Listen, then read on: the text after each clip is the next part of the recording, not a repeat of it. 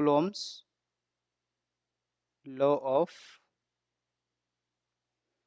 Electrostatic, इसके बारे में आज हम लोग पढ़ेंगे।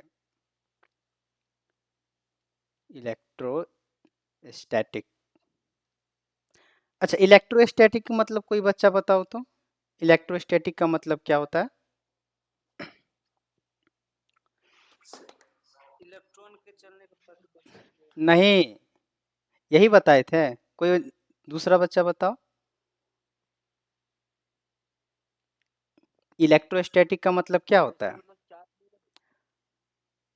जो चल रहा है ना वो रुका हुआ, मैं चल नहीं रहा, रुका हुआ। हाँ, ये चार्ज क्या है सर? चार्ज रुका हुआ है सर, रेस्ट में है। रेस्ट मतलब रुका हुआ है, यही बताए थे ना। तो इसके बारे में स्टडी करना क्या कहलाता था? इलेक्ट्रोस्टैटिक्स। ओके, हाँ। तो कूलोम्स लॉ क्या बोले हैं, ध्यान समझना। लॉ मतलब नियम, कूलोम्स मतलब कोई व्यक्ति का नाम है। तो आज हम लोग पढ़ेंगे कूलोम्स लॉ ऑफ इलेक्ट्रोस्टैटिक क्या कहता है। अच्छा, तुम लोग बताओ, अगर कोई पॉजिटिव चार्ज यहाँ पे है, ध्यान समझना सब, पॉजिटिव चार्ज Q1 है, और यहाँ पे भी मान लो दूसरा चार्ज है, Q2 चार्ज है। पॉजिटिव नेगेटिव कोई भी चार्ज हो सकता है, बस हम मान के चले हैं कि दो पॉजिटिव चार्ज लिए हैं। अब बताओ, इस दोनों के बीच में एट्रैक्शन होगा कि रिपल्सन होगा? इस दोनों पॉजिटिव चार्ज के बीच में, ये बात सबको पता होगा। रिपल्सन मतलब क्या होता है? कोई चीज को धकेलना। जैसे मान चलो कोई ऑब्जेक्ट है, और ये ऑब्जेक्ट है, ये ऑब्जेक्ट नंबर 1 है, ये ऑब्जेक्ट नंबर 2 है। तो ऑब्जेक्ट जो 1 है इसको किधर धकेलेगा? इस तरफ। और जो ऑब्जेक्ट 2 है, ध्यान समझना सब, जो ऑब्जेक्ट 2 है वो इस तरफ धकेलेगा। मतलब ये एक वाला इधर धकेल रहा है, और ये जो दो वाला है वो इधर धकेल रहा है।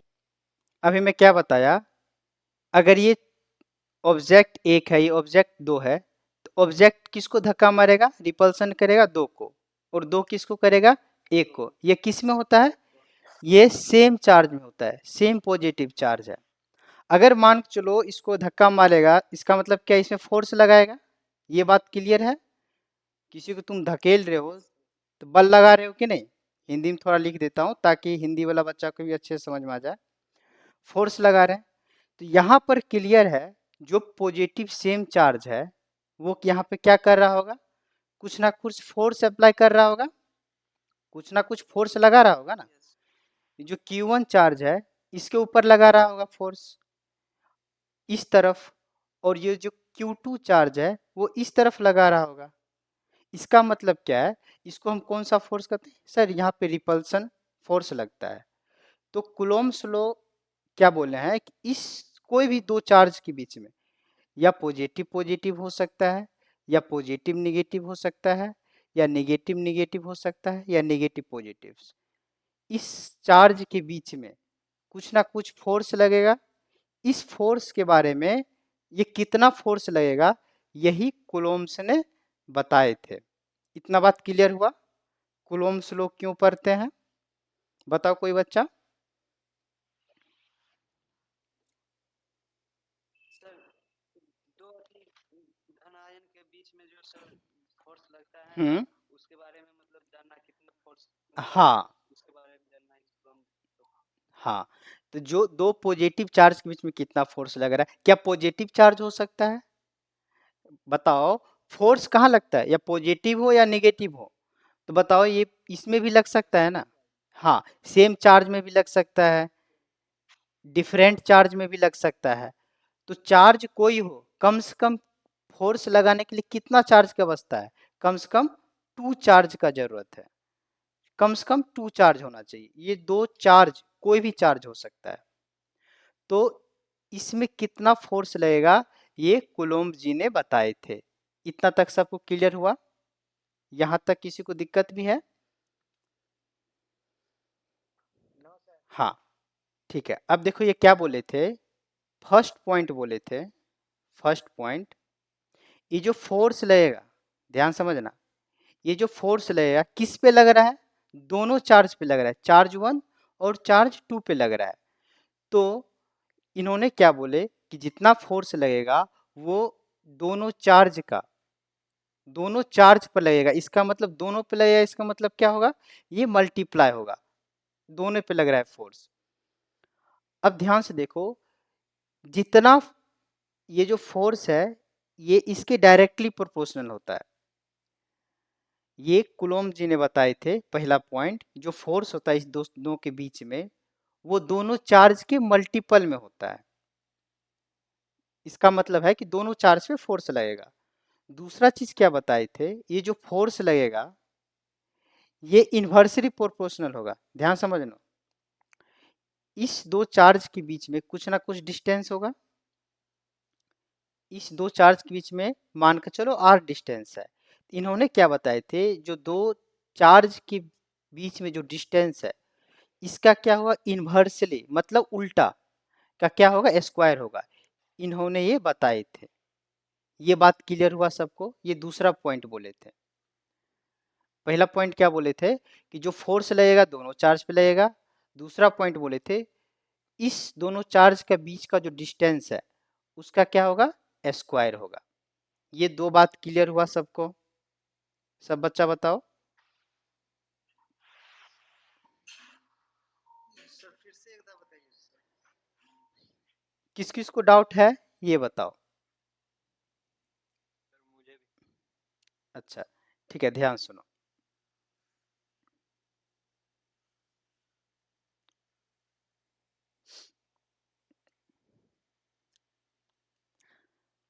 ध्यान से समझो। ये जो व्यक्ति है ना कुलोम्स, ये जो व्यक्ति है ये कैसे मल्टीप्लाई हुआ ये सब प्रूफ किया जाता है वो अलग बात है, इन्होंने जो बताए थे बस वो चीज ध्यान दो। ये बताओ, कोई भी चार्ज लेते, कोई भी दो चार्ज, एक पॉजिटिव लिए और एक निगेटिव चार्ज लिए, ठीक है, जिसका नाम है Q1 और दूसरा चार्ज क्या नाम है Q2। ये बात समझ में आया, ये सबको समझ में आया। Yes sir. हाँ, यस सर। इस दोनों के बीच में बताओ अट्रैक्शन होगा कि रिपल्सन फोर्स लगेगा, अट्रैक्शन। अट्रैक्शन। अट्रैक्शन होगा, अट्रैक्शन होगा, इसका मतलब क्या हो रहा है, इसके बीच में फोर्स लग रहा है कि नहीं, इसमें बताओ फोर्स लगेगा कि नहीं। Yes sir. हाँ, तो यस सर। ये बताए थे कि किसी भी दो चार्ज के बीच में कितना फोर्स लगेगा उसी को कूलोम्ब्स लॉ कहते हैं। ये पॉइंट पहला क्लियर हुआ कि दो चार्ज के बीच में कितना फोर्स लगेगा, वो क्या बोले थे, कूलोम्ब्स जी ने बोले थे। अब देख, अब क्या बोले थे, फोर्स कितना लगेगा, फर्स्ट पॉइंट बोले थे कि देखो इस दोनों चार्ज पे जो फोर्स लगेगा, ध्यान समझना, इन्होंने बोले थे ये जो अट्रैक्शन होगा, जो फोर्स होगा, ये फोर्स किस पे लगेगा बताओ, चार्ज Q1 और Q2 दोनों के वजह से लग रहा है ना, तो ये बोले ये दोनों का मल्टीपल में है, ये बोले थे। जिसे मैं कहूंगा कि देखो, एक गुने दो बराबर दो होता है, या दो प्लस दो बराबर चार होता है, तो मैं क्या कर रहा हूँ, ये मैं बोल रहा हूँ कि दो और दो को मैं जब जोड़ूंगा तो चार होगा। उसी तरह से क्या बोले थे, जो फोर्स होता है दो चार्ज के बीच में ये डायरेक्टली प्रोपोर्शनल होता है, जिसको हिंदी में सीधा समानुपाती कहते हैं, इस दोनों चार्ज के मल्टीपल होता है। इन्होंने ये पहला पॉइंट बोले थे, ये क्लियर हुआ, जस्ट ये बोले थे, इतना समझ में आया सबको। Yes sir. Yes sir. ठीक है, बस सिंपल बात है कि दो चार्ज के बीच में जो फोर्स लगेगा सर इस दोनों चार्ज के मल्टीप्लाई में होगा, गुना में होगा। और दूसरा पॉइंट क्या बोले थे, दूसरा क्या बोले थे कि देखो ये जो दो चार्ज है ना, चार्ज नंबर 1 और चार्ज नंबर 2, इसके बीच में कुछ ना कुछ डिस्टेंस होगा, बताओ कुछ ना कुछ तो दूरी होगा ना, डिस्टेंस होगा ना। तो मान के चलो r डिस्टेंस हम माने कि r दूरी पे चार्ज Q1 और चार्ज Q2 को हम रखे हैं। ये बात क्लियर हुआ सबको, ये r क्या है, डिस्टेंस बिटवीन टू चार्ज। अब इन्होंने बोले हैं कि ये जो फोर्स है, अब मान के चलो कि चार्ज को अगर हम दूर रखेंगे या चार्ज को नज़दीक रखेंगे, तो मैं तुम लोग को बताया था कि कोई भी चार्ज अगर नज़दीक में है तो बताओ अट्रैक्ट होगा ज़्यादा कि नहीं। मान के चलो एक चार्ज यहाँ पे है और एक चार्ज यहाँ पे है, किसी में ज़्यादा अट्रैक्शन होगा, तुम लोग बताओ। अट्रैक्ट अट्रैक्ट नंबर वन में होगा, फर्स्ट नंबर में होगा। उसके बाद साथ इस पे भी फोर्स लगेगा, लेकिन पहला के अकॉर्डिंग इसमें थोड़ा कम लगेगा, लेकिन फोर्स जरूर लगेगा, इतना पता है। तो वही बताए थे कि इस दोनों चार्ज के बीच में जो डिस्टेंस है, डिस्टेंस को देखो, अगर हम ज़्यादा दूरी करेंगे तो फोर्स क्या हो जाएगा, ध्यान सुनो। जो डिस्टेंस आर है इसको हम बढ़ा दिए तो बताओ फोर्स कम लगेगा ना। यहाँ पे देखो, यहाँ पे क्या है, फोर्स ज़्यादा लग रहा है, डिस्टेंस क्या है यहाँ पे, कम है। ध्यान समझना, यहाँ पे क्या है, डिस्टेंस कम है, क्या कर रहा है, फोर्स ज़्यादा लग रहा है। यहाँ पे क्या है, दो चार्ज के बीच में डिस्टेंस ज़्यादा है तो फोर्स क्या हो रहा है, कम लग रहा है। उसी तरह से जो इन्वर्सली प्रोपोर्शनल होता है ना, जो व्युत्क्रमानुपाती, जो हिंदी वाला बच्चा है वो जानता होगा, 1/r², इन्होंने ये बोले थे। देखो यहाँ से अगर r का वैल्यू, ध्यान से देखो, अगर ये r का वैल्यू है, ये भी r है, r का वैल्यू बढ़ेगा, इसका अगर वैल्यू बढ़ेगा तो बताओ फोर्स क्या होगा, घटेगा कि बढ़ेगा। यहाँ पे जो फोर्स है घटेगा। यहाँ के हिसाब से देखो, यहाँ पे क्या था, डिस्टेंस कम है, यहाँ पे डिस्टेंस क्या है, कम है। अब बताओ यहाँ पे डिस्टेंस कम है तो फोर्स क्या होगा, ये जो फोर्स है क्या होगा, बढ़ेगा, ये फोर्स बढ़ेगा। ये बात क्लियर हुआ सबको, ये चीज क्लियर हुआ। दूसरा पॉइंट, पहला पॉइंट क्या है कि सर जो दोनों चार्ज है ना, दोनों चार्ज क्या होता है, मल्टीपल में होता है फोर्स। और ये दूसरा पॉइंट क्या बोले, जो दोनों के बीच का डिस्टेंस है वो स्क्वायर में होता है, इन्वर्सली प्रोपोर्शनल। तुम लोग को ज़्यादा दिमाग लगाने की जरूरत नहीं है, इन्होंने ये ऐसे बोले थे, जो बोले वो चीज समझ में आया तुम लोग को। हाँ, इसका हम लोग डेफिनेशन देखें, जो अभी बताया तुम लोग को वही चीज लिखना है। तो कोई बच्चा बोलो तो, कुलोम ने क्या बोले थे, कुलोम जी ने क्या बोले थे।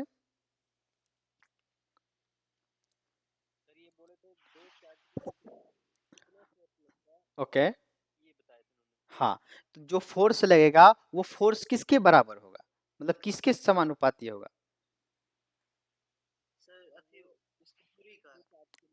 हाँ, उसके चार्ज के सर मल्टीपल का, और दूसरा क्या है, उसके डिस्टेंस के स्क्वायर का। ये चीज दो पॉइंट बोले थे, तो इसी को हम लोग को इंग्लिश में लिखना है, ध्यान समझना सब। डेफिनेशन क्या होगा, अब तुम लोग हिंदी में तुम लोग जो कॉन्सेप्ट समझा है या इंग्लिश में, तुम लोग हिंदी में लिख सकता है कि नहीं।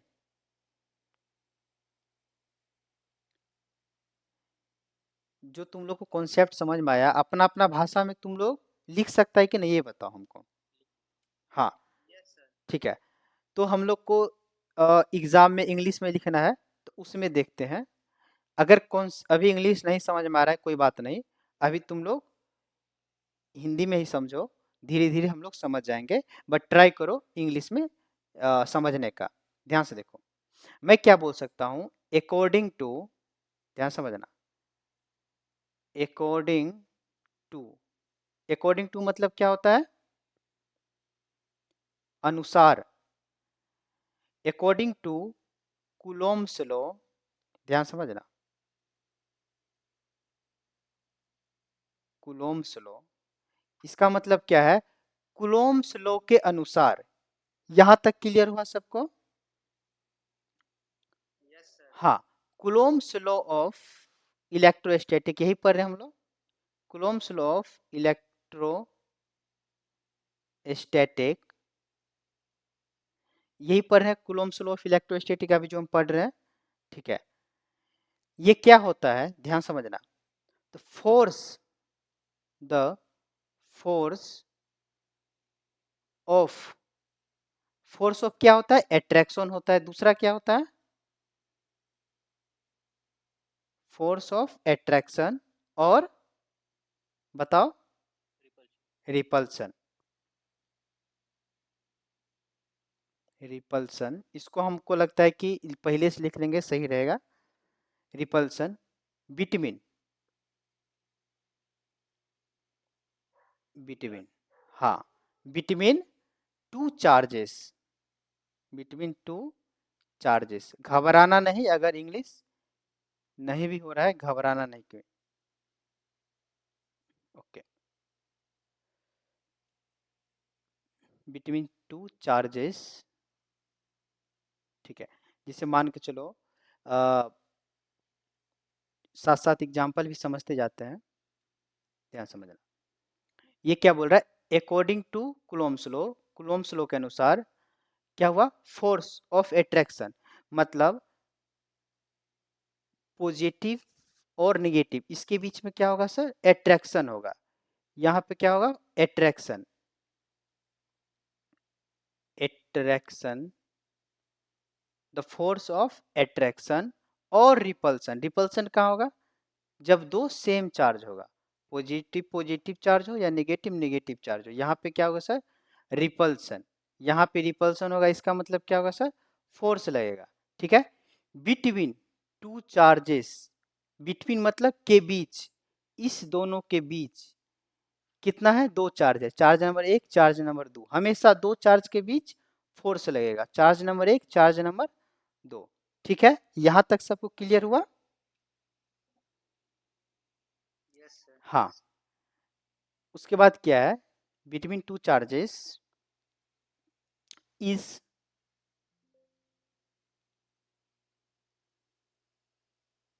इज इज हाँ, इज डायरेक्टली प्रोपोर्शनल, आगे बोलो, डायरेक्टली प्रोपोर्शनल टू, देखो हिंदी वाला बच्चा, डायरेक्टली प्रोपोर्शनल होता है सीधा समानुपाती, तुम लोग जानता होगा। Proportional, directly proportional to product of, ध्यान समझना, यही एग्जाम में तुम लोग लिखोगे। प्रोडक्ट ऑफ, प्रोडक्ट ऑफ क्या? Product of charges. चार्ज मतलब एक, चार्जेस मतलब दो, चार्जेस एंड इनवर्सली प्रोपोर्शनल क्या होगा? एंड इनवर्सली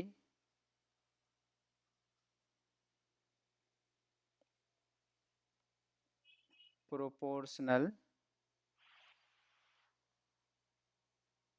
बताओ, inversely proportional to to the, नहीं डिस्टेंस का क्या होना चाहिए? स्क्वायर ऑफ, ध्यान समझना, स्क्वायर ऑफ डिस्टेंस, खाली डिस्टेंस नहीं, स्क्वायर ऑफ डिस्टेंस। इसका मतलब क्या समझा कि सर इस दोनों के बीच में क्या होगा? कुछ ना कुछ डिस्टेंस होगा, इस दोनों के बीच में कुछ ना कुछ डिस्टेंस होगा। तो पहला पॉइंट क्या बोला? ये जो डायरेक्टली प्रोपोर्शनल किसका है? ये मान चलो चार्ज Q1 है और ये चार्ज Q2 है।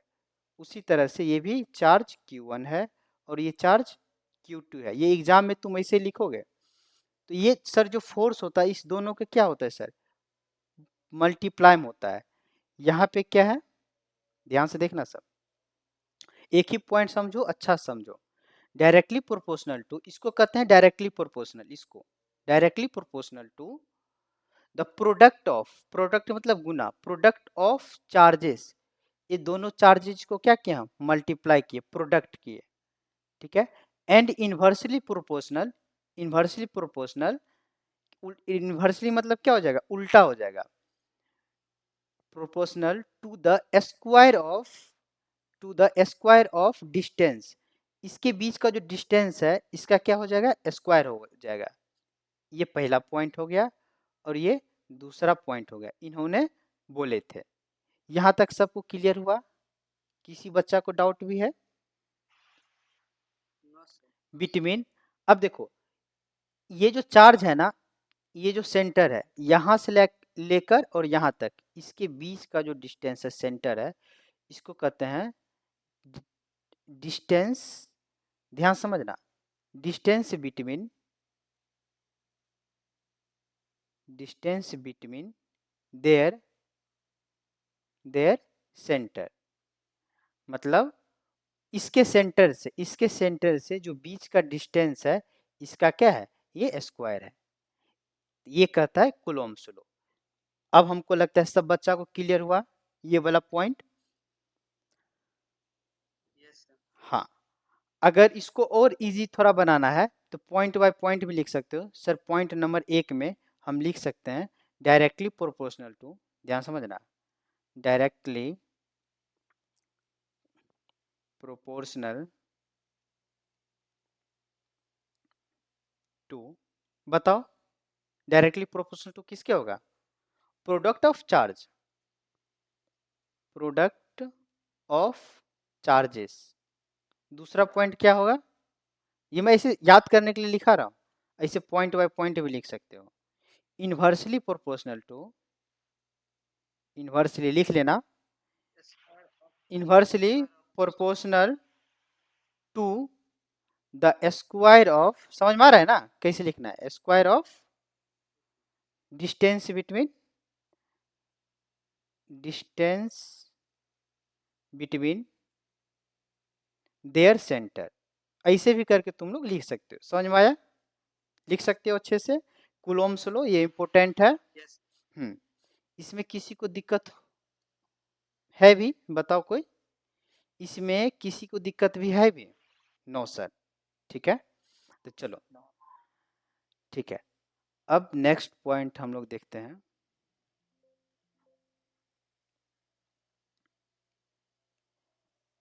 ठीक है, तो यहां से हम लोग एक फॉर्मूला आएगा, ध्यान से देखना सब, ये चार्ज है Q1, कोई भी चार्ज पॉजिटिव नेगेटिव कोई भी, और ये चार्ज हमारा Q2 है, इसकी बीच का डिस्टेंस मान के चलो R है। अब समझ में आ रहा होगा मैं क्या क्या कर रहा हूं, ये चार्ज Q1 Q2, ठीक है,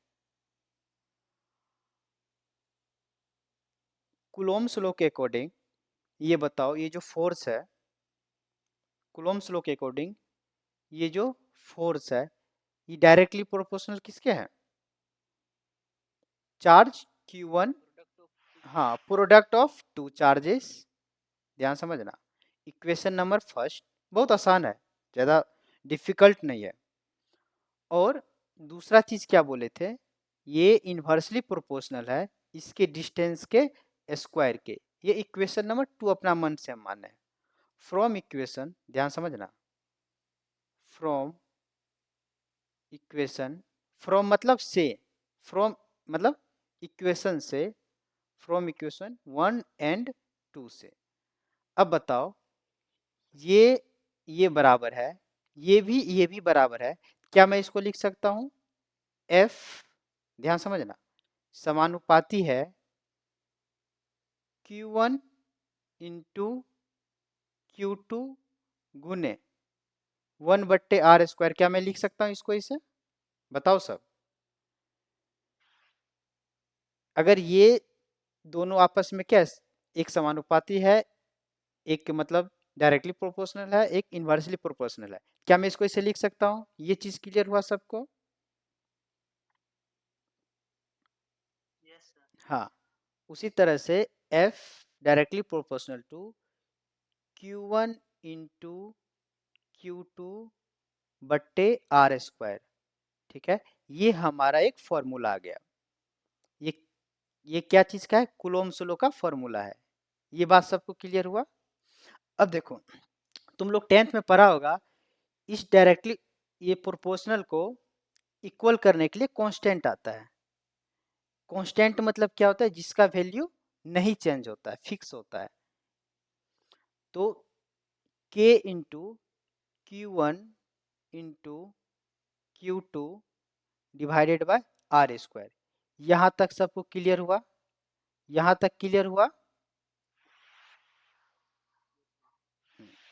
ठीक है, अब ध्यान से देखो,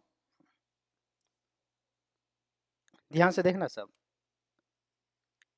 ये जो k है, इस k को क्या कहते हैं? वेयर k का एक नाम दिया गया है, k इक्वल टू है इलेक्ट्रोस्टैटिक्स फोर्स कांस्टेंट, इसका एक नाम है, जो कांस्टेंट ये है इसका एक नाम है इलेक्ट्रोस्टैटिक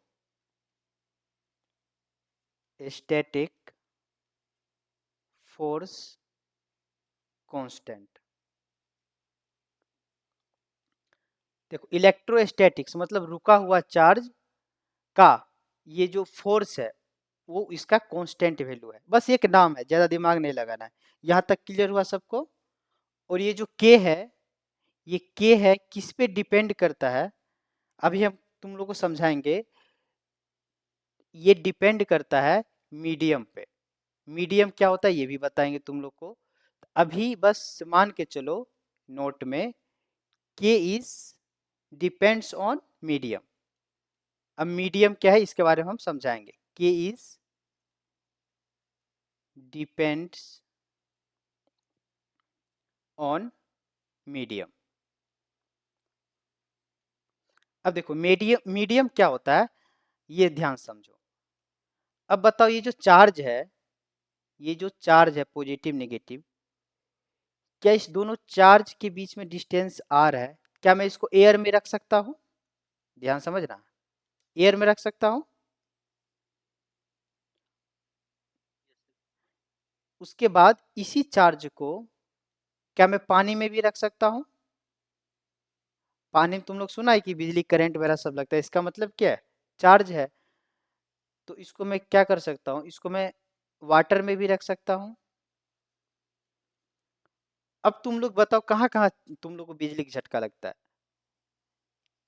उसके बाद कहीं पे आयरन में, चार्ज को हाँ मेटल में रख सकता हूँ, आयरन में रख सकता हूँ, उसके बाद एल्युमिनियम में, कॉपर में।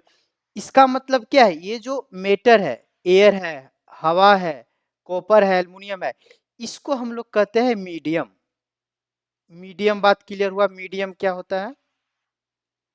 मीडियम सबको क्लियर हुआ?